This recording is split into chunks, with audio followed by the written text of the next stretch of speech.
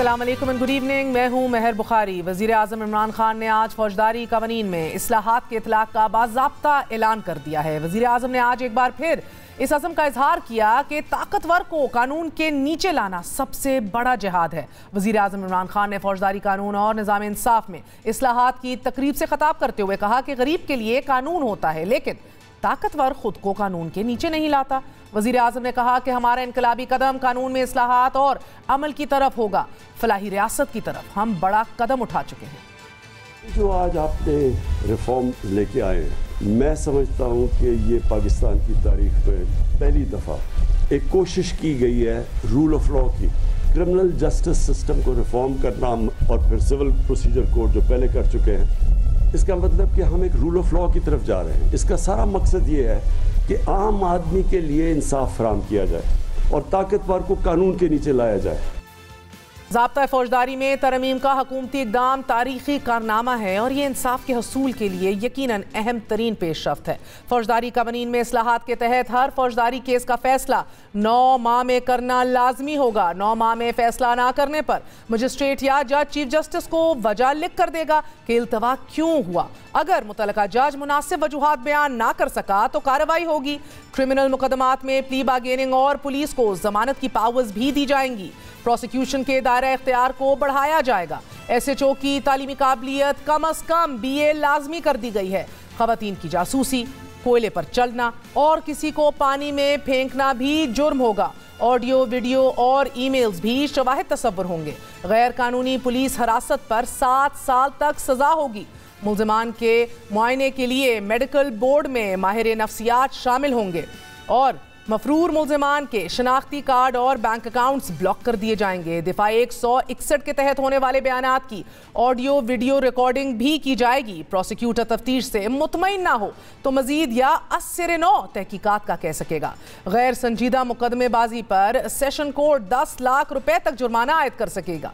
फौजदारी मुकदमात में 3 दिन से ज्यादा का इल्तवा नहीं दिया जा सकेगा। मंशियात के मुकदमात में सजाए मौत ख़त्म करने की भी तजवीज़ दी गई है। सजाए मौत की जगह मुजरिम को बाकी तमाम जिंदगी जेल में गुजारने की सज़ा होगी।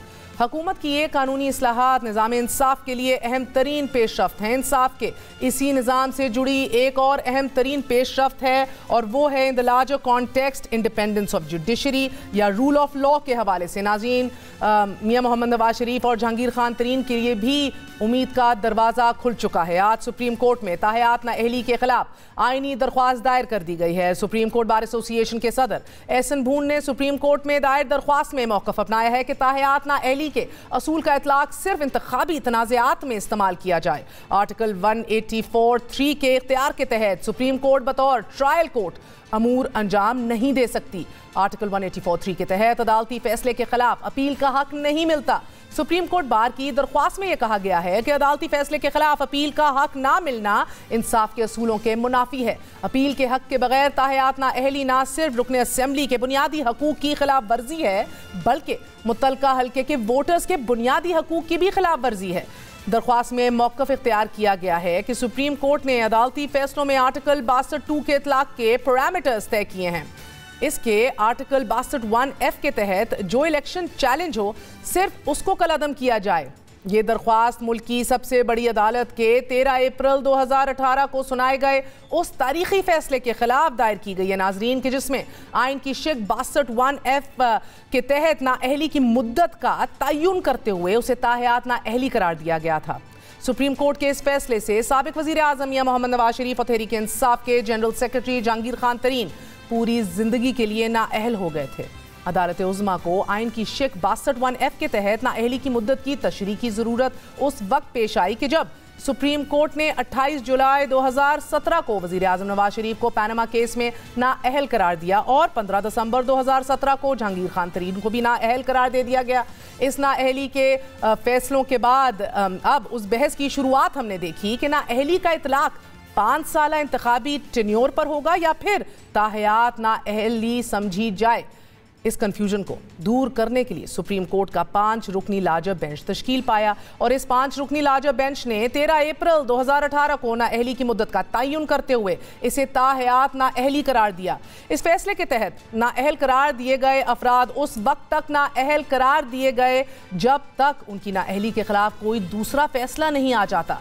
सुप्रीम कोर्ट के 62(1)(f) की तशरीह के इस फैसले पर बाज़ कानूनी माहिरीन ने एतराज़ात भी उठाए और माहिर कानून इरफान कादिर ने यह नुक्ता उठाया कि एक सादा कानून साजी के जरिए सुप्रीम कोर्ट के ताहयात नाअहली के फैसले को ख़त्म किया जा सकता है। ये लिखा जा सकता है कि फैसला आइन की फलां शिक के मुताबिक नहीं और सुप्रीम कोर्ट का ऐसा कोई इदारा इख्तियार नहीं। ताहयात नाअहली के खात्मे के हवाले से मारूफ कानूनदान एतजाज़ एहसन का यह मौक़िफ़ रहा है कि अगर इस फैसले का खात्मा ज़रूरी है तो फिर पार्लियामान के जरिए तरमीम लाई जाए। और तीसरा रास्ता है कि सुप्रीम कोर्ट के ताहयात नाअहली के फैसले के खिलाफ नज़रसानी दरख्वास्त दायर कर दी जाए और सुप्रीम कोर्ट से दरख्वास्त की जाए कि वो अपने फैसले को दोबारा देखें। नाज़रीन, सुप्रीम कोर्ट बार एसोसिएशन के सदर एहसन बून ने आज जो दरख्वास्त सुप्रीम कोर्ट में फ़ाइल की है उसके बाद ये नुक्ता अहम तरीन हो चुका है और बहरहा हर जगह इस पर बहस हो रही है कि क्या ये दरख्वास्त वाकई मुफाद आमा के पेश नज़र सुप्रीम कोर्ट में दायर की गई है या इसका मकसद सिर्फ मियां नवाज शरीफ और जहांगीर खान तरीन को रिलीफ फराम करना है। और अगर ये सिर्फ इन दो अशखास को फ़ायदा पहुँचाने के लिए किया जा रहा है तो मुतासरा अफराद ने बजाते खुद ऐसी दरख्वास्त अदालत से क्यों नहीं की। इसके ऊपर बात करेंगे। हमारे साथ मौजूद हैं मलिका बुखारी साहिबा, parliamentary secretary for law and justice, उस टीम का हिस्सा हैं जो क्रिमिनल जस्टिस सिस्टम के अंदर तरमीम ला रहे हैं और जिसकी भरपूर मुखालफत की जा रही है सुप्रीम कोर्ट बार एसोसिएशन की तरफ से। मगर उससे पहले इजाज़त देंगी अगर आप मलिका साहिबा, हमारे साथ अटॉर्नी जनरल ऑफ पाकिस्तान मौजूद हैं खालिद जावेद खान साहब। बहुत बहुत शुक्रिया अटॉर्नी जनरल साहब। सर, पहले तो बताइएगा कि आपको ताहयात नाअहली के खिलाफ ये दरख्वास्त जो आज सुप्रीम कोर्ट में पहुँच चुकी है, क्या आपको ताज्जुब हुआ? नहीं, इसका जिक्र तो काफ़ी अरसे से आ रहा था, लेकिन इसमें मेरी राय यह है कि मेरे लिए सुप्रीम कोर्ट बार एसोसिएशन जो कि मुंतखब नुमाइंदा तंजीम है वकला की, इंतहाई काबिल एहतराम है। उसके जो मौजूदा सदर हैं और दूसरे ऑफिस बेयरर्स हैं वो मेरे लिए बड़े काबिल एहतराम हैं। लेकिन मुझे उस पर थोड़ा सी रिजर्वेशन ये है कि माजी में सुप्रीम कोर्ट बार एसोसिएशन जो है वो अदलिया की आज़ादी या बुनियादी हुकूक शहरियों के उसके इन्फोर्समेंट के लिए बड़ी स्ट्रगल की है। उन्होंने केसेस भी फ़ाइल किए हैं।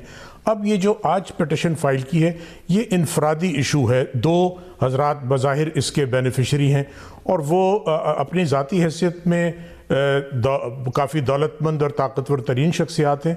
वो अपना केस लड़ सकती हैं। इस तरह का केस इंडिविजुअल किसी का पॉलिटिकल पार्टिजन इंटरेस्ट प्रमोट करने से शायद सुप्रीम कोर्ट बार एसोसिएशन की साख को नुकसान पहुंचा सकता है।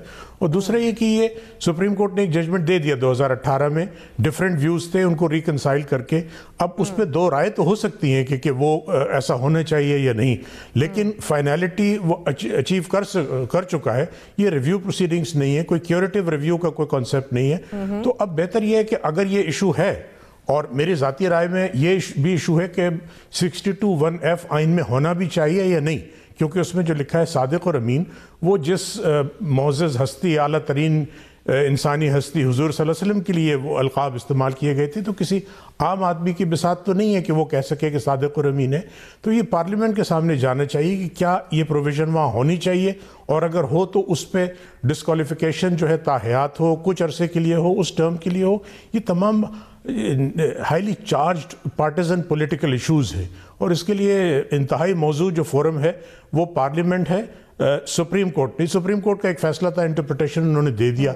अब बार एसोसिएशन की तंजीम की मुंतखब नुमाइंदों में तब्दीली आई तो ये तो काफ़ी ग्राउंड नहीं है, क्योंकि अगर ये प्रेसिडेंट मान ली गई तो लॉ की अनसर्टनिटी इतनी बढ़ जाएगी कि हर केस में फिर एक आप नई पिटिशन ले आए, अभी जजमेंट आए उसके बाद कुछ दिन बाद एक और ले आए कि जिसको रिविजिट करें। तो जो प्रेसिडेंट की वैल्यू होती है, लॉ में सर्टनिटी की होती है, वो बिल्कुल तबाह हो जाएगी। तो बेहतर यह है कि इस इशू को पार्लियामान में रेज़ किया जाए। सुप्रीम कोर्ट में ये इशू रेज़ करना मेरी ज़ाती राय में मुनासिब थी। तो अटॉर्नी जनरल साहब, तारीख की ये रीत रही है अनफॉर्चुनेटली कि अदालतों के तगड़े फैसले भी हमने देखा है कि हालात के करवट के साथ बदलते दिखाई दिए हैं। अप्रैल 1999 में मोहतरमा बेनज़ीर भुट्टो आसिफ अली ज़रदारी साहब को कोटकना केस में लाहौर हाई कोर्ट ने ना सिर्फ 7 साल की सज़ा सुना दी बल्कि उन्हें नाअहल भी करार दे दिया गया। फिर हमने ये देखा कि ऑफकोर्स टाइम्स चेंज्ड, 2 साल बाद ही सुप्रीम कोर्ट की ने ये हाई कोर्ट के इस फैसले को कलअदम करार قرار دے دیا. محترمہ بے نظیر بھٹو اور آصف علی زرداری صاحب کے اوپر جو بند ہوئے تھے سیاست کے دروازے وہ ایک بار پھر کھل گئے. اور اسی طرح آپ جانتے ہیں کہ جس طیارہ سازش کیس میں میاں محمد نواز شریف کو 27 سال قید سنائی گئی تھی, اسی کیس میں سپریم کورٹ نے پھر عدم شواہد کی بنیاد پر میاں صاحب کو بری کر دیا. تو آف کورس کویسچن ذرائع سوال یہ اٹھ رہا ہے کہ سپریم کورٹ بار کے صدر کی اب یہ درخواست ہمارے سامنے آئی, یہ واقعی مفاد عامہ کی پیش نظر ہی ہے؟ اس کے ٹائمنگ کے اوپر ہم غیر ضروری توجہ دیں بیکاز وقت بڑا انٹرسٹنگ دکھائی دے رہا ہے, یا پھر اسے دو اشخاص کو ہی فائدہ پہنچانا مقصود ہے, نتھنگ ایلس؟ دیکھیے, جب بھی سپریم کورٹ سیاسی ایشو میں انوالو ہوئی ہے, کنٹروورسی ہوئی ہے, آپ کے سامنے یہ بھی مثال موجود ہے کہ جن گراؤنڈز پہ محترمہ بے نظیر بھٹو کی اسمبلی جو ہے اس کو ڈیزالو کیا گیا, سپریم کورٹ نے اپہولڈ کیا. اس سے مماثلت رکھتے ہوئے گراؤنڈز پہ میاں نواز شریف صاحب جب وزیر اعظم تھے اسمبلی کو بحال کیا گیا. اس کی کیا وجہ تھی؟ ذوالفقار علی بھٹو کے ساتھ جو سپریم کورٹ اور لاہور ہائی کورٹ نے ٹریٹمنٹ کیا وہ بھی سب کے سامنے موجود ہے. تو بہتر یہ ہے کہ اب ہم اپنی غلطیوں سے سبق سیکھیں, سپریم کورٹ کو پولیٹیکل ایشوز میں نہ الجھائیں. ہاں, اگر عوام الناس کے بنیادی حقوق کا معاملہ ہے یا عدلیہ کی آزادی کا ہے یا امپارشیلٹی کا ہے تو سپریم کورٹ بار ایسوسی ایشن موزوں ترین پٹیشنر ہوگا اور سپریم کورٹ موزوں ترین فورم ہوگا. لیکن یہاں ایشو بالکل پیور انڈیویجول ہے کہ کس کی ڈسکوالیفیکیشن کی کتنی میعاد ہونی چاہیے, اور صرف آئین میں ایک کلاز نہیں ہے جس میں ڈسکوالیفیکیشن کا ایشو ہے, بہت سے کلازز ہیں جس میں 5 سال لکھا ہے, کہیں کچھ نہیں لکھا ہے. تو کیا سپریم کورٹ مناسب ادارہ ہے؟ آپ ان کے پاس گئے, انہوں نے اپنی دانش میں انٹرپریٹیشن کر دیا. کچھ عرصے بعد آپ کو خیال آیا کہ آپ سمجھتے ہیں عمومی طور پہ یا کسی دو خاص شخصیات جو ہیں ان کو بینیفٹ پہنچانے کے لیے کہ اس کو ریوزٹ ہونا چاہیے. یہ کافی گراؤنڈ ہے سپریم کورٹ پہ دوبارہ جانے کا, میری دانش میں یہ مناسب نہیں ہے. Very interesting. سو خالد صاحب بتائے گا کہ پھر بار آپ کو کیا سیاسی ہوتا دکھائی دے رہا ہے؟ حال ہی میں آپ کو یاد ہوگا نواز شریف صاحب کی تقریر بھی دکھائی گئی تھی پلازما کے اوپر, بڑا شور شرابہ اٹھا اور تاریں کھینچنی پڑ گئیں. Is it increasingly getting political? دیکھیے, dominant objective supreme court bar association ایک منتخب تنظیم ہے وکلا کی, جنہوں نے آئین کی بالادستی کے لیے, عدلیہ کے آزادی کے لیے, شہری حقوق کے انفورسمنٹ کے لیے ہمیشہ اسٹرگل کی ہے. تو اس کو اگر سامنے رکھیں, سیاسی ہونے میں کوئی نقصان نہیں ہے, لیکن جب highly charged controversial political issues پہ ایک سائڈ کی سپورٹ کی جائے اور ایسا لگے کہ, میں بالکل یہ نہیں کہنا چاہتا لیکن ریلکٹنٹلی یہ اگر امپریشن بھی کریٹ ہو کہ یہ پراکسی پٹیشن ہے, کسی اور کا انٹرسٹ اتنی بڑی تنظیم لے کے آ رہی ہے, تو اس پہ ظاہر ہے کہ اس کی اپنی ساکھ کو بڑا نقصان پہنچے گا. میں سمجھتا ہوں بڑے سینئر وکلا جو ہیں, آج میں ان کی رائے دیکھ رہا تھا تو ان کی جو کثرت سے رائے یہ ہے کہ اس سے سپریم کورٹ بار ایسوسیشن کی ساکھ کو نقصان پہنچ سکتا ہے. جو بھی فیصلہ ہو, میری دانش میں تو یہ پٹیشن انٹرٹین ہی نہیں ہو سکتی, ڈسمس ہونی چاہیے, کوئی گراؤنڈ نہیں ہے. یہ ایک جب 5 رکنی جج بینچ کا ججمنٹ آ گیا 2018 میں, تو کوئی گراؤنڈ نہیں بنتا ہے عدالت میں دوبارہ جانے کے لیے. اس کو لے کے جائیں گے, پولیٹیکل اوپینین ڈیوائیڈ ہوگا, ایسا لگے گا کہ کسی ایک خاص شخصیات یا پارٹی کا ایجنڈا پروموٹ کیا جا رہا ہے, تو اس سے سپریم کورٹ بار ایسوسی ایشن بہت کمزور ہوگی. اور جو ان کا اصل کام ہے عدلیہ کی آزادی کے لیے, انصاف کی بالادستی کے لیے اور عوام الناس کے بنیادی حقوق کے پروٹیکشن کے لیے, اس سے ڈائیورٹ ہو جائیں گے تو ناقابل تلافی نقصان ہو سکتا ہے. تو اٹارنی جنرل صاحب, سپریم کورٹ کے 62(1)(f) کی تشریح کے اس فیصلے پر آپ کو یقیناً یاد ہوگا کہ بہت ریزرویشنز اور اعتراضات بھی سامنے آئے تھے. ماہر قانون عرفان قادر صاحب کا بھی ایک نقطہ تھا کہ بہرحال یہ ایک سادہ قانون سازی کے تحت سپریم کورٹ کی تاحیات نااہلی کے فیصلے کو ختم کیا جا سکتا ہے اور لکھا جا سکتا ہے یہ فیصلہ آئین کی فلاں فلاں شق کے منافی ہے اور بہرحال یہ جورسڈکشن ہی نہیں ہے, دائرہ اختیار ہی نہیں تھا یہ سپریم کورٹ کا. اسی طرح معروف قانون دان اعتزاز احسن صاحب کا بھی اپنا موقف رہا ہے. وہ کہتے ہیں کہ اگر اس فیصلے کا خاتمہ ضروری ہے تو پھر پارلیمان کے ذریعے یہ ترمیم لائی جائے. اور تیسرا راستہ ہے جو ہم ابھی دیکھ رہے ہیں کہ سپریم کورٹ کے تاحیات نااہلی کے فیصلے کے خلاف نظرثانی درخواست دائر کر دی جائے. مگر یہ اب آپ دیکھ رہے ہیں جس طرح نواز شریف صاحب یا جہانگیر خان ترین نہیں کر رہے, یہ سپریم کورٹ بار ایسوسی ایشن کی طرف سے آ رہا ہے. تو سر, اس درخواست کے اب آپ کو کیا لگتا ہے کہ اب آنے والے دنوں کے اندر یہ اپنے فیصلے کو دوبارہ مینٹین رکھا جائے گا؟ بہت سے لوگوں کے قریب یہ ویسے ہی ٹو بگن ود کمزور فیصلہ ہے, یہ تو اڑا دیا جائے گا. دیکھیے, سب سے بہتر آپشن یہ ہے, کیونکہ آپ جتنے قانونی ماہرین سے بات کریں گے سب کی اپنی اپنی انڈیویجول رائے ہے اور سب محترم رائے ہیں. کوئی ایک آپ یہ نہیں کہہ سکتے کہ یہ رائے زیادہ بہتر ہے یا یہ رائے کم احسن ہے. اصل سوال یہ ہے کہ ایٹ دا ہارٹ کیا یہ کوئی سیاسی سوال ہے یا ایسا کوئی ایشو ہے جو جوڈیشلی ریزالو ہو سکتا ہے. اگر آپ سمجھتے ہیں کہ جوڈیشلی ریزالو ہو سکتا ہے تو یقیناً کورٹ انٹرپریٹ کرے گا، لیکن میری دانش میں یہ پیور پولیٹیکل کور جو ایٹ ہارٹ یہ ایک سیاسی ایشو ہے.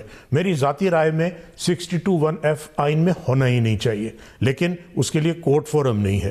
اگر ہے بھی تو اس کا کانسیکوینس کیا ہونا چاہیے، کتنے عرصے کی ڈسکوالیفیکیشن ہو، یہ ثوابدید ہے پارلیمنٹ کی. اب ایک طرف تو ہم کہتے ہیں کہ ہم مقننہ کو پارلیمنٹ سپریم ہے، لیجسلیٹو سپریمیسی، اس کو مضبوط بنایا جائے. ہم یہ بھی کویسچن کرتے ہیں کہ 184(3) ایکسرسائز نہیں ہونی چاہیے، اور ساتھ ساتھ ہم خود 184(3) کی پٹیشن وکلا کی نمائندہ تنظیم جو کہ خود کویسچن کر رہی ہے 184(3) کی ایکسرسائز کو انڈیویجول کیس میں لے کے جائے گی. تو یہ اتنا بڑا تضاد ہے کہ اس سے ناقابل تلافی نقصان ہو سکتا ہے. پارلیمنٹ میں لے کے جائیں، ہر قسم کا ویو ہے گورنمنٹ کی طرف سے. میں پیشکش کرتا ہوں آپ لے کے آئیں، گورنمنٹ اس کو کنسیڈر کرنے کے لیے تیار ہے، کیونکہ یہ ایک کسی سیاسی جماعت کا ایشو نہیں ہے، یہ پورے ملک کا ایشو ہے، اور سب سے اعلیٰ ترین فورم ہے وہ یہ تو بہت بڑی خبر ہے آپ کی طرف سے، بڑی پیشکش ہے کہ پارلیمان میں اپوزیشن اس کو لے کر آئے، آپ لوگ خود کنسیڈر کریں گے. بہت بڑی پیش رفت ہے اٹارنی جنرل کی طرف سے. مگر سر آخری سوال یہ بتائیے گا کہ آپ ذاتی طور پہ تاحیات نااہلی کے حق میں ہیں کیا؟ جی دیکھیں، اس پہ دو رائے ہیں، اور میں سمجھتا ہوں کہ عوام سے فائنل فیصلے کا حق جو ہے وہ عوام کے پاس ہونا چاہیے. ان تمام چیزوں کے لیے بجائے اس کے کہ عدلیہ تو جو بھی فیصلہ دیتی ہے اس سے کچھ لوگ خوش ہوتے ہیں، کچھ ناخوش ہوتے ہیں. پارلیمنٹ میں ہمیشہ ایک کنسنسول یا ایک کمپرومائز کے ذریعے ایسا فارمولا تیار کیا جاتا ہے جو براڈ بیسڈ ہو، لوگوں کو قابل قبول ہو. سب سے اہم چیز یہ ہے کہ عوام کو جو چیز قابل قبول ہو، اور اسی لیے بہترین فورم یہ ہے جہاں عوام کے نمائندے بیٹھے ہوئے. بہت بہت شکریہ. ہمارے ساتھ اٹارنی جنرل پاکستان موجود تھے. آپ نے گفتگو سنی، فرما رہے تھے کہ سپریم کورٹ کو ڈسمس کر دینا چاہیے اس پٹیشن کو، کوئی گراؤنڈز نہیں ہیں کہ اس کو سنا جائے، اور یہ پراکسی پٹیشن لگتی ہے. سپریم کورٹ کو سیاسی ایشوز میں نہیں الجھایا جائے. ان کا یہ بھی ماننا تھا کہ یہ پٹیشن انٹرٹین ہی نہیں ہو سکتی سرے سے، اور انہوں نے دعوت دی کہ حزب اختلاف کی جماعتیں پارلیمان میں اس ایشو کو اٹھائیں، اس کو کنسیڈر کیا جائے گا. ناظرین، پروگرام میں آگے بڑھتے ہیں. حکومت کی لیگل ٹیم کی رکن ملیکہ علی بخاری صاحبہ سے بات کرتے ہیں. پارلیمانی secretary for law and justice ہیں. انتہائی اہم ترین اصلاحات لائی جا رہی ہیں کرمنل جسٹس سسٹم میں، which can be a game changer essentially. کیا یہ دیر پا ہوں گی، سسٹینیبل ہوں گی؟ اور اگر یہ اتنی اہم اور ضروری ہیں تو کیوں سپریم کورٹ بار ایسوسی ایشن، آئرونکلی سپریم کورٹ بار ایسوسی ایشن ان کی نفی کر رہا ہے؟ ملیکہ صاحبہ بہت بہت شکریہ ساتھ دینے کا. فرمائیے گا کہ اہم ترین یہ اصلاحات اور ریفارمز دکھائی دے رہی ہیں. ایک تو آپ کے نزدیک مختصراً گیم چینجر کون کون سی شکیں اس میں سے؟ بہت شکریہ مہر. دیکھیں، پاکستان تحریک انصاف نے ان ترامیم کو 700 سے زائد ترامیم ہیں پاکستان کے فوجداری قوانین کے اندر، اور پاکستان کی 70 سالہ تاریخ میں پہلی دفعہ کسی حکومت وقت نے عوام الناس کے لیے انصاف کی فراہمی کے حصول کے لیے اتنا تاریخی عمل کیا ہے. یہ جو فوجداری قوانین کے اندر ترمیم ہم لے کر آ رہے ہیں، اس کے اندر عام آدمی کے لیے ہم نے آسانی پیدا کرنی ہے. جو بھی ہم ترامیم لے کے آئے اس کے اندر سب سے اہم ایشو التوا کا ہے، ڈیلے کا.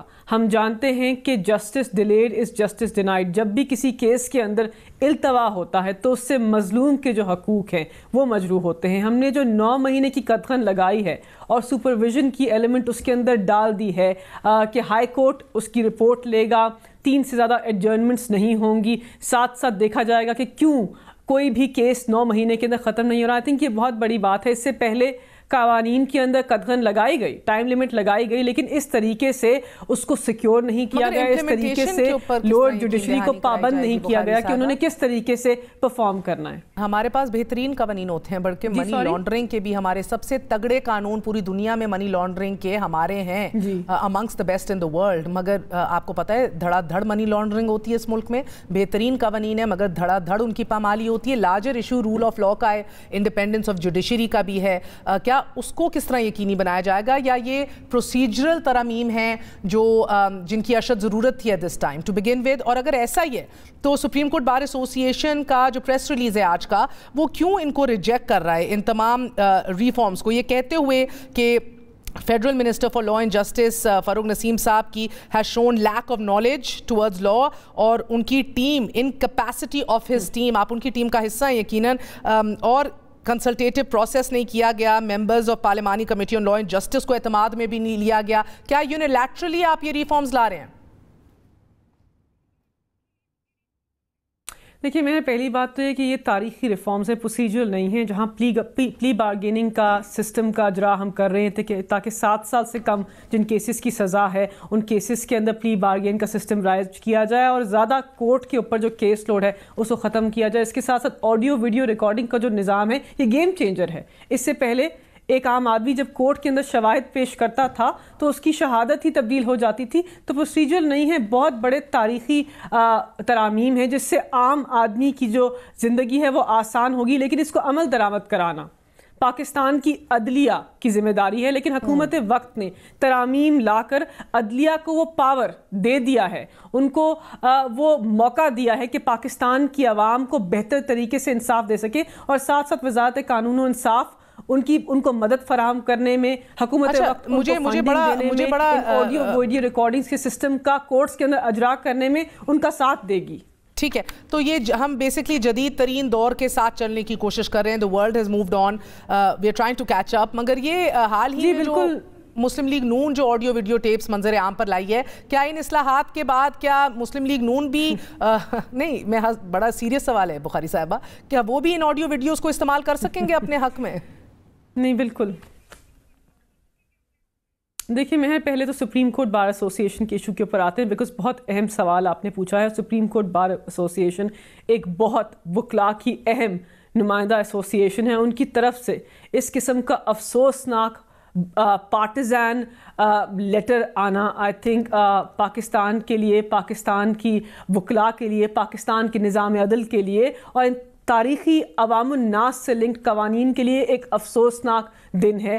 اور ہم اس کو مسترد بھی کرتے ہیں، ان کے اس موقف کی ہم اس کو مسترد کرتے ہیں اور ہم کہتے ہیں کہ یہ بہت افسوسناک ہے، بیکاز ان کو اس قسم کی بائی پارٹیزان پرسنل پوزیشن نہیں لینی چاہیے تھی. ہمارے پاس وہ خطوط موجود ہیں جو میں آپ کو دے سکتی ہوں، جس کے اندر ہم نے سپریم کورٹ بار ایسوسی ایشن کے پریزیڈنٹ کو ایک خط بھی ارسال کیا اور ساتھ ساتھ ہم نے ان کو ترامیم پیش کی کہ آپ ان کا مطالعہ کر لیں اور ہمیں بتا دیجئے کہ ان میں سے کون سی ترامیم آپ کو بہتر لگی، اس کے اندر ہم کیا بہتری لا سکتے ہیں، کوئی سخم ہے تو اس کو کیسے ٹھیک کر سکتے ہیں. انہوں نے اس وقت اس کے اوپر آبجیکٹ نہیں کیا. آج جب ہم نے پاکستان کی عوام کی آسانی کے لیے ان فوجداری قوانین کو نفاذ کے لیے ایک پروگرام کیا، اس کا اجرا کیا، اس کو عوام الناس کے سامنے پیش کیا، تو انہوں نے ایک سیاسی فریق بن کر، کسی کا ماؤتھ پیس بن کر، پتہ نہیں کس موٹیو کے ساتھ ان ترامیم کو مسترد کر دیا. آئرونک ہے کہ ایک طرف سپریم کورٹ بار ایسوسی ایشن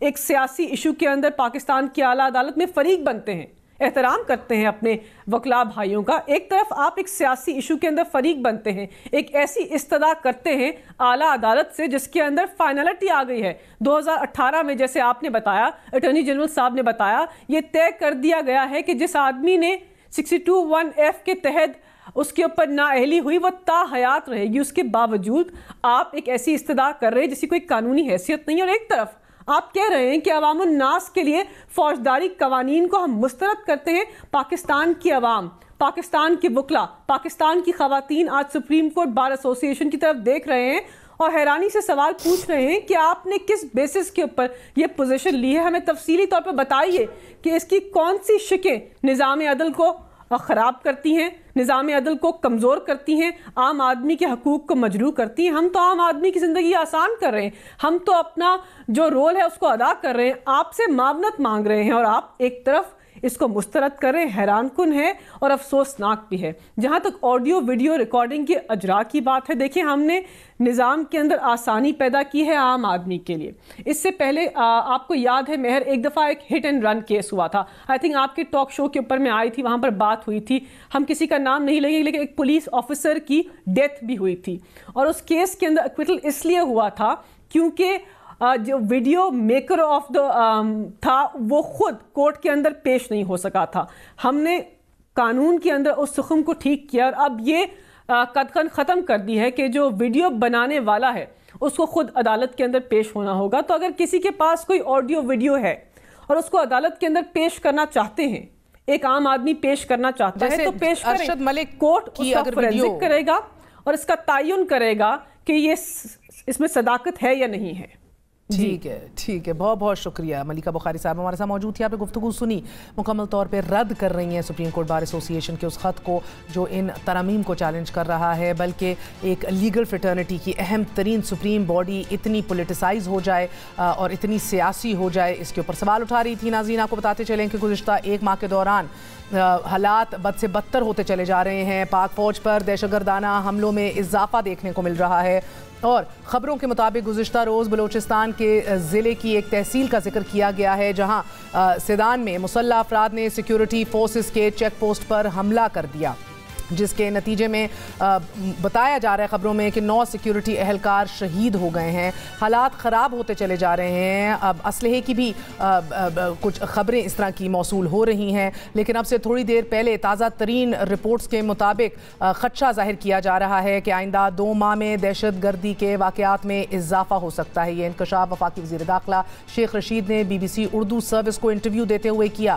ان کا مزید کہنا تھا کہ بلوچستان اور خیبر پختونخوا میں دہشت گرد دوبارہ سرگرم ہوئیں گے، جبکہ سیز فائر کی خلاف ورزی کے بعد تحریک طالبان پاکستان سے مذاکرات کا دروازہ تقریباً بند ہو چکا ہے.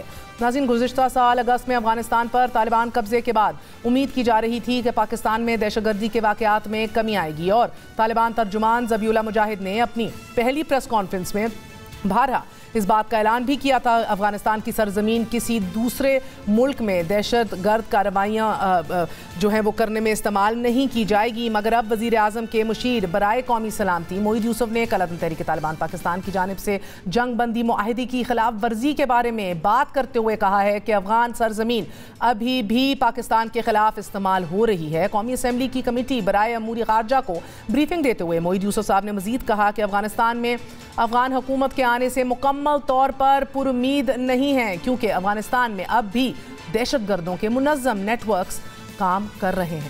تھوڑا سا وقفہ لیں گے. We're gonna be right back.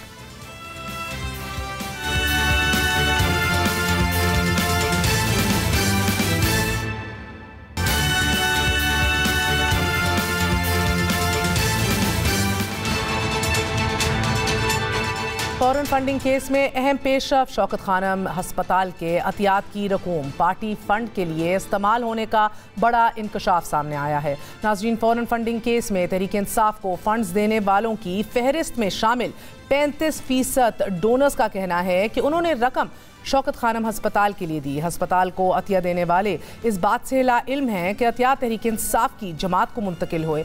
Tehreek Insaf نے پارٹی کے بینک اکاؤنٹس اور غیر ملکی کمپنیوں کی فہرست کے ساتھ عطیات فراہم کرنے والوں کے نام الیکشن کمیشن میں پیش کیے. دی نیوز کے نمائندے فخر دورانی نے فہرست میں شامل پارٹی کو فنڈز دینے والے افراد کے بارے میں معلومات حاصل کی. تحقیق سے یہ معلوم ہوا کہ 35% افراد نے جماعت کو نہیں بلکہ شوکت خانم کو فنڈز بھجوائے تھے.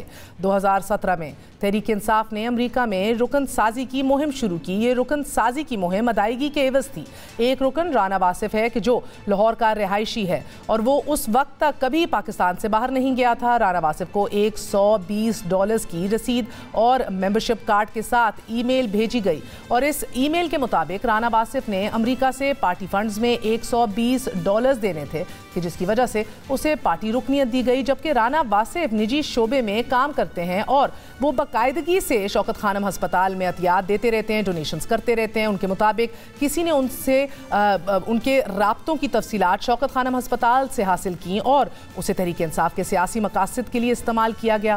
اپوزیشن کا کہنا ہے کہ عمران خان کی جعل سازی کا ایک اور ناقابل تردید ثبوت سامنے آ گیا ہے. شوکت خانم ڈونرز کو بطور party donors scrutiny committee report میں ڈالنا خوفناک انکشاف ہے. اپوزیشن نے مطالبہ کیا ہے کہ الیکشن کمیشن روزانہ کی بنیاد پر فورن فنڈنگ کیس کی سماعت کرے اور زیر التوا مسئلے پر قانون اور انصاف کے تقاضے بلا تاخیر پورے کیے جائیں. 2012 میں خواجہ آصف نے ایک پریس کانفرنس میں وزیر اعظم عمران خان پر شوکت خانم میموریل ٹرسٹ کے فنڈز کے غلط استعمال اور اس کے ذریعے منی لانڈرنگ کا الزام عائد کیا تھا.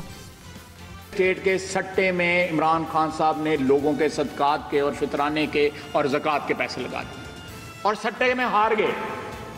یہ میں مختصراً سٹوری بتا رہا ہوں. برٹش ورجن آئی لینڈ کی ایک بینامی کمپنی کے ذریعے انویسٹمنٹ مسقط میں کی گئی براستہ دبئی ریئل اسٹیٹ کے سٹے میں. اس وقت کیونکہ ریئل اسٹیٹ بڑی بوم پہ تھی مڈل ایسٹ کے اندر، 64% جو انویسٹمنٹ ہے اس کا بیڑا غرق ہو گیا. یا کوئی ٹرسٹ کا آدمی جو ہے آ کے جواب دے. پی ٹی آئی میں بہت سے لوگ ہیں, ہمارے بھی اسلام دعا والے لوگ ہیں, ان کو کیا پتا کہ لوگوں کے پیسوں سے کیا گیم کھیلی جا رہی ہے, عمران خان صاحب کیا کھیل کھیل رہے ہیں. خواجہ آصف کے اس بیان کے بعد 2012 میں عمران خان نے خواجہ آصف پر ہتک عزت کا مقدمہ دائر کر کے 10 ارب روپے ہرجانے کا دعویٰ کیا تھا. وزیر اعظم کا کہنا تھا کہ ان من گھڑت اور بے بنیاد الزامات کا مقصد شوکت خانم ٹرسٹ پر سے عوام کے اعتماد کو ختم یا کم کرنا ہے. گارنٹی کیا ہے امتیاز حیدری نے, ہمارے پاس لیٹر ہے, گارنٹی کیا ہوا ہے کہ شوکت خانم کو کوئی نقصان نہیں ہوگا. ہمارا جو $3 ملین ہے وہ گارنٹیڈ ہے. نفع ہوتا تو ہمارے پاس آنا تھا, نقصان ہمارا نہیں تھا.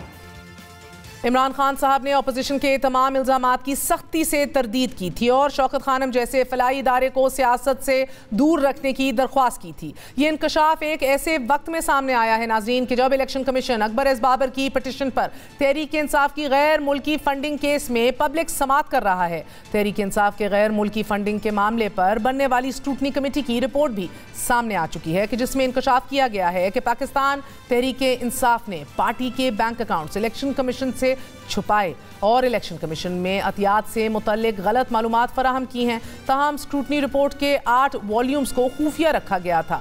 تعجب ہے کہ 8 جلدوں پر مشتمل خفیہ دستاویزات اب تک سامنے نہیں لائی گئیں. تحریک انصاف فورن فنڈنگ کیس کی 18 جنوری کو ہونے والی آخری سماعت کے دوران الیکشن کمیشن پاکستان نے اسکروٹنی کمیٹی کی دستاویزات کے کچھ حصوں کو خفیہ رکھنے کے حکم کو واپس لے لیا تھا, جبکہ قائد حزب اختلاف شہباز شریف نے بھی الیکشن کمیشن سے مطالبہ کیا تھا کہ اسکروٹنی کمیٹی میں خفیہ رکھے جانے والے 8 جلدوں کو پبلک کیا جائے. اس سے قبل الیکشن کمیشن میں ہونے والی پبلک سماعت کے دوران تحریک انصاف کے وکیل شاہ خاور نے بار بار کمیشن سے استدعا کی کہ رپورٹ پبلک نہ کی جائے. وکیل نے الیکشن کمیشن سے درخواست کی کہ دیگر جماعتوں کے اکاؤنٹس کی اسکروٹنی کا عمل مکمل ہونے دیں.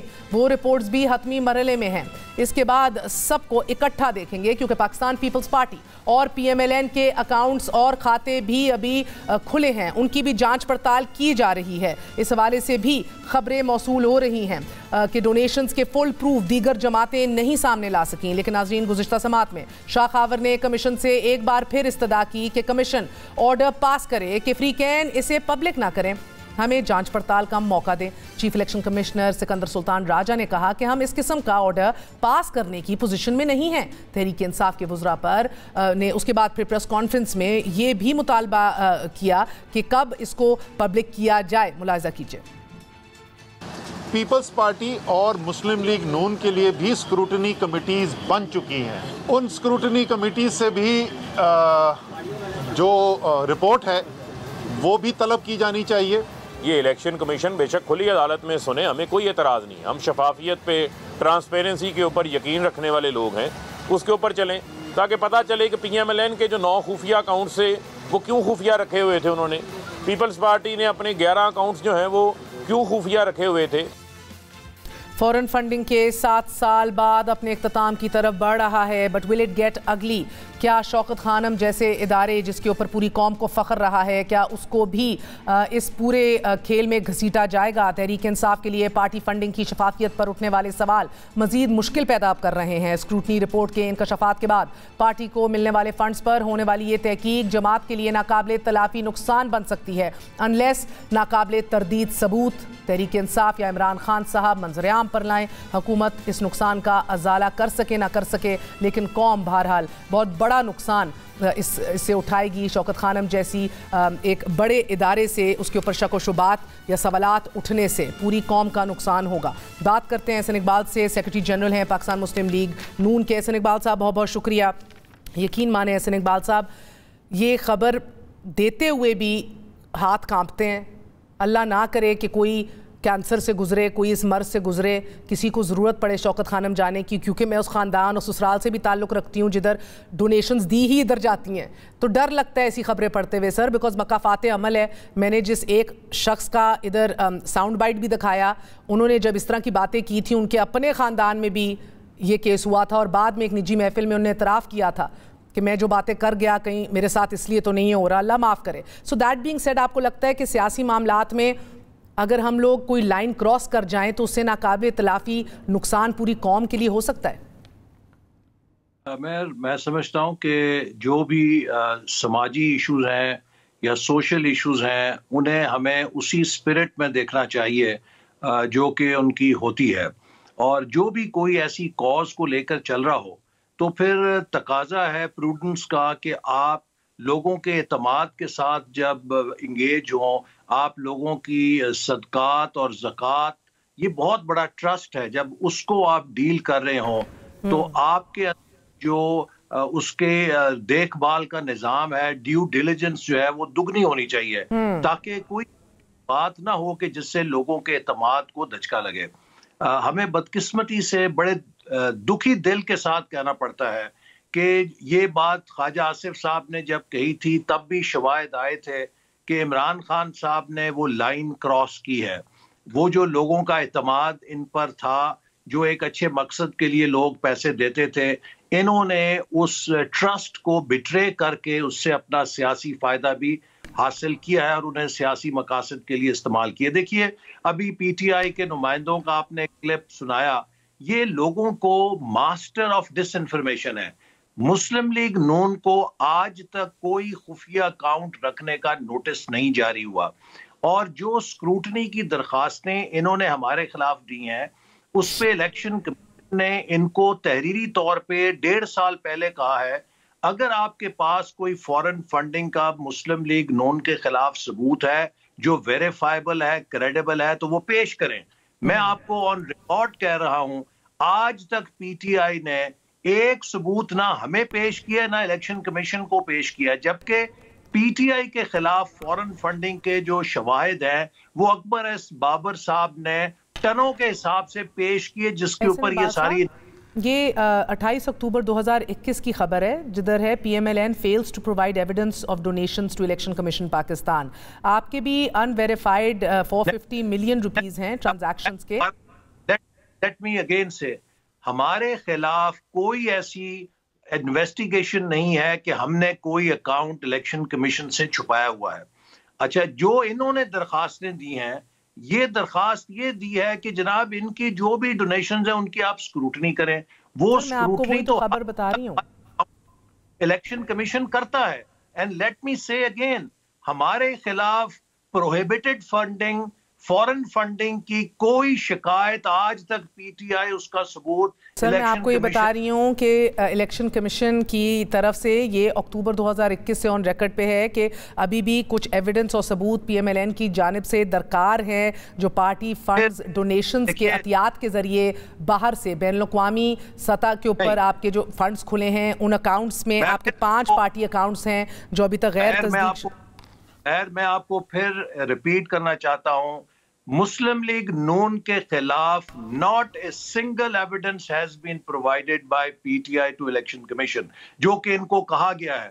سب بائی پی ٹی آئی کو چھوڑ دینا، اگر آپ کے کچھ اکاؤنٹس ہیں جو غیر مصدقہ ہیں یا ابھی تک اس کی تصدیق نہیں ہوئی، آپ آن ریکارڈ یہ بات کہہ رہے ہیں، سب کے سب ڈکلیئرڈ ہیں، سب کے سب ڈکلیئرڈ ہیں الیکشن کمیشن، اور آپ کی تمام تر انٹرنیشنل ڈونیشنز جو ہیں unconfirmed transactions of millions of rupees, یہ بھی آپ ریجیکٹ کر رہے ہیں اس بات کو؟ سر دیکھیے، میں آپ کو پھر کہوں گا کہ ہمارے خلاف کوئی فورن فنڈنگ کی انویسٹیگیشن یا اس کا پروف یا اس کی کمپلینٹ پینڈنگ نہیں ہے۔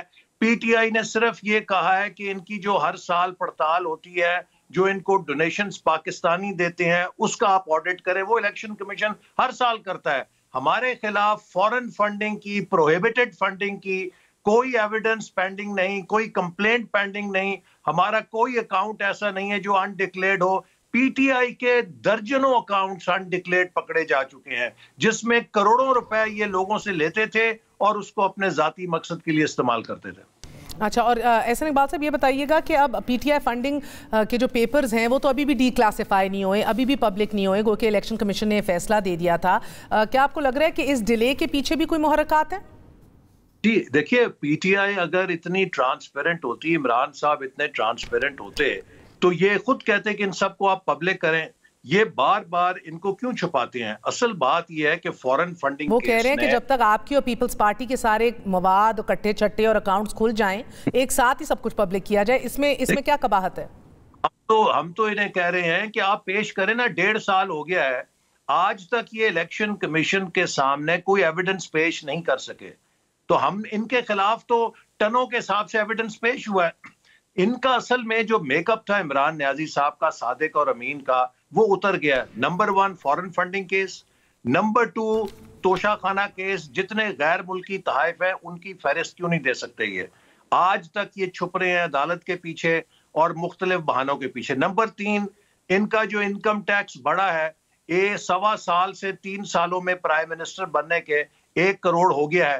نہ وزیر خزانہ اس کا جواب دے سکتے ہیں، نہ کابینہ کا کوئی وزیر دے رہا ہے. ہر کوئی مختلف باتیں کر رہا ہے. کوئی کہتا ہے جی وراثت کی جائیداد بیچی ہے. وراثت کی جائیداد بیچنے میں تو ٹیکس ہی نہیں لگتا.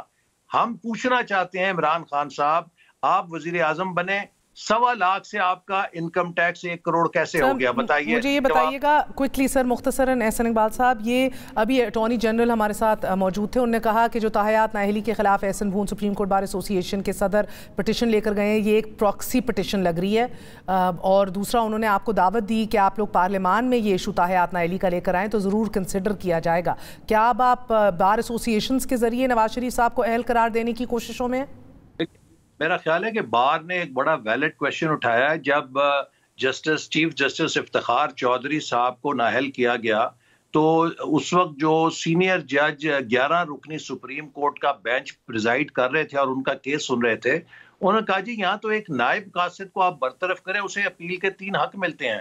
آپ نے چیف جسٹس سر آپ پارلیمان میں کیوں نہیں لے جاتے؟ میں آپ سے یہ سوال کر رہی ہوں. اٹارنی جنرل نے آپ کو دعوت دی، آپ قبول کرتے ہیں اس دعوت کو؟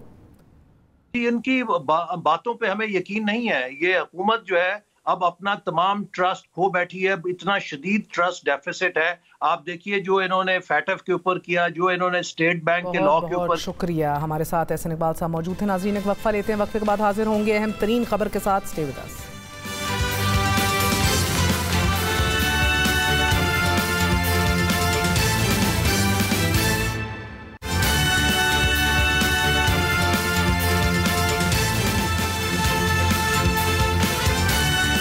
ٹرانسپیرنسی انٹرنیشنل رپورٹ کے اجرا کے محض 1 دن بعد وزیر اعظم عمران خان کی جانب سے ایک بڑا دعویٰ کیا گیا ہے. ملاحظہ کیجیے.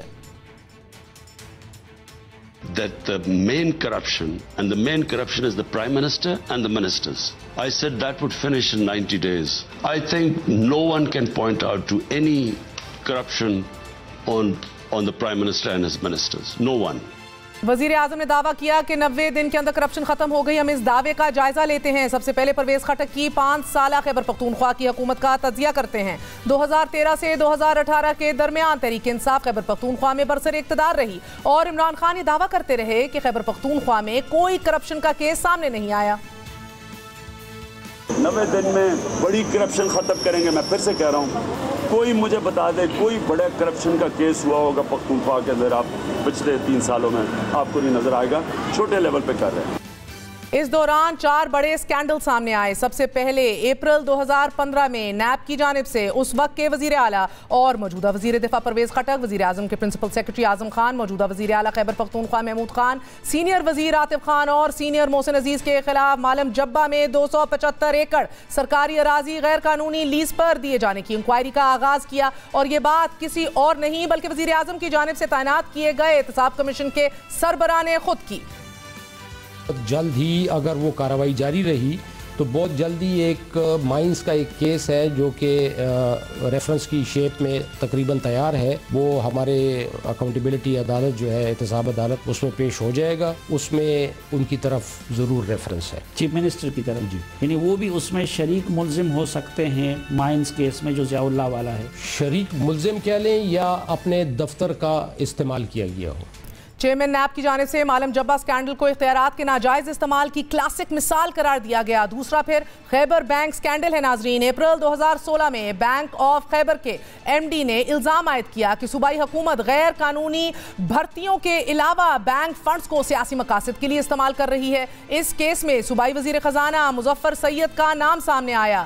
तीसरा scandal billion tree tsunami scandal. ये स्कैंडल 2018 में उस वक्त सामने आया कि जब सेक्रेटरी जंगलात नजर शाह ने कहा कि मैंने तो कभी 1 अरब 18 करोड़ पौधे लगाए ही नहीं, ऐसा दावा ही नहीं किया। सूबे में तो 24 करोड़ पौधे लगाए गए, बाकी तो खुर्दो पौधे हैं। उन्होंने 12.5 अरब रुपए के अखराजात पर भी सवाल उठाया। इसी तरह बिलियन ट्री सुनामी मंसूबे में गैर कानूनी तौर पर पौधों की खरीदारी के लिए ठेके देने का इल्जाम भी आयद किया गया। नैब दस्तावेजात के मुताबिक इब्तदाई इंक्वायरी के दौरान 46 करोड़ 20 लाख रुपए की करप्शन के इल्जाम दुरुस्त साबित हुए। इस केस में साबिक चीफ सेक्रेटरी के भाई का नाम सामने आया। चौथा BRT स्कैंडल है नाजरीन, द इन्फेमस BRT स्कैंडल। अक्टूबर 2017 में ये शुरू हुआ ये मंसूबा और इब्तदाई तखमीना 48.4 अरब रुपए था, मगर ये 75 अरब रुपए में मुकम्मल हुआ, जबकि अपोजिशन का दावा है कि मंसूबे में करप्शन हुई। इस मामले पर चेयरमैन नैब ने कहा था कि BRT में रेफरेंस तैयार है, अगर मैंने वजीर आला को गिरफ्तार किया तो उन्हें कुछ हो ना जाए। नैब तो BRT में एक्शन नहीं ले रहा, नैब कर क्या रहा है, वो मालम जब्बा में एक्शन नहीं ले रहा। उनका शायद ये इल्म नहीं है कि दोनों एक्शन तैयार है। अदालतों से स्टे विकेट होंगे तो फिर बारी आएगी ना रेफरेंसेस फाइल करने की, और आप यकीन करें कि ये बारी ज़रूर आएगी, देर आयद दुरुस्त आयद।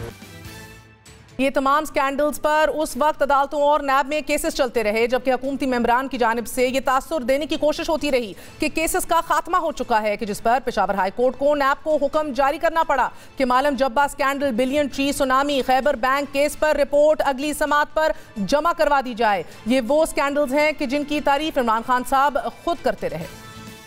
ये पाकिस्तान में सबसे बेहतरीन मेट्रो बस का प्रोजेक्ट है, 3rd जनरेशन। तो यानी कि वो मेट्रोज के अंदर ये हाई लेवल का प्रोजेक्ट है। जो हमारा टारगेट है 10 अरब दरख्त लगाने का इन 5 सालों में, क्योंकि जितने आप दरख्त लगाते हैं ये बारिश भी अट्रैक्ट करते हैं और ये मौसम को गर्म होने से भी रोकते हैं।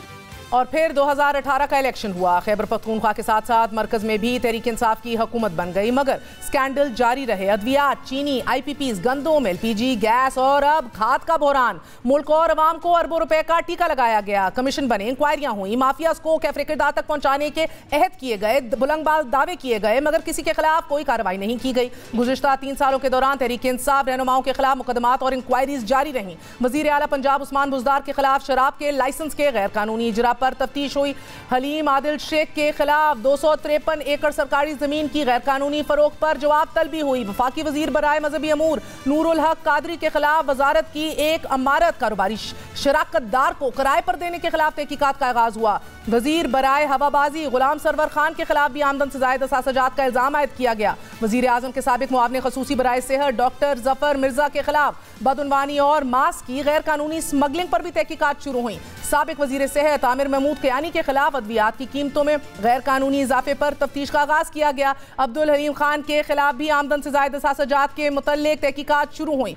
वजीर आजम के अपने खिलाफ खैबर पख्तूनख्वा हुकूमत के सरकारी हेलीकॉप्टर के इस्तेमाल और गैर कानूनी इस्तेमाल का केस अभी तक जारी है, नैब में चल रहा है और अब बंद करने की बातें आ गई। इलेक्शन कमीशन में जारी फॉरेन फंडिंग केस के अलावा मौजूदा हुकूमत के दौरान ये सारे बहरान हैं जिनका हमने जिक्र किया है। सिर्फ एक झलक है, फकत एक झलक। अब तो ज़बान ज़दे आम है कि ये बातें ये कैसे सरकारी ओहदों पर तैनात किए जा रहे हैं लोग, कौन से रेट मुकर्रर हो रहे हैं। इसी हफ्ते शेख वकास ने 60 लाख का बताया कि किस तरह 60 लाख रुपए लगाए जा रहे हैं उनके हल्के में DC लगाने के लिए।